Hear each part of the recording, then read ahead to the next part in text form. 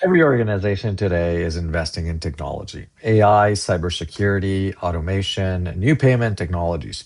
And there is certainly no shortage of things organizations can spend money on.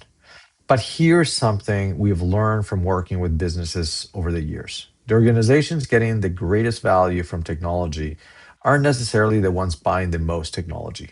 They're the ones often the ones asking better questions before they invest. And I think that distinction is becoming increasingly important because today, a technology decision rarely affects just one part of the business. Take payments as an example. You might start with what appears to be a simple technology question. Should we automate this payment process? But once you start looking more closely, the conversation becomes much bigger. How are customers making those payments today? Or how many employees are involved? What information are those employees handling? What systems are they moving between? What happens when something goes wrong? What are the compliance implications? And perhaps more importantly, why does the process work this way in the first place?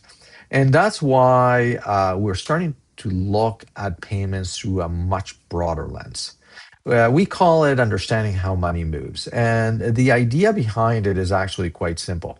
Before you decide what technology you need to understand how money moves through your organization today, follow the payment.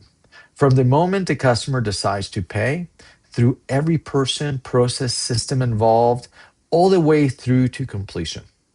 And that's also the thinking behind payment flow intelligence framework. We look at where unnecessary work is happening, where sensitive information is being handled, where processes have become complicated over time, where technology is helping. And sometimes where technology may actually be creating more complexity. Because the answer isn't always another piece of technology. Sometimes the right decision is to automate. Sometimes it's to simplify an existing process. Sometimes it's to reduce the number of systems involved. And sometimes, after looking at everything, the conclusion is that what you already have is working perfectly well. That's valuable too.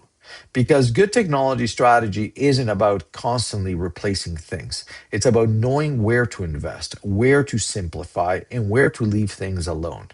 And I believe that's going to become even more important as AI and automation becomes part of everyday business operation.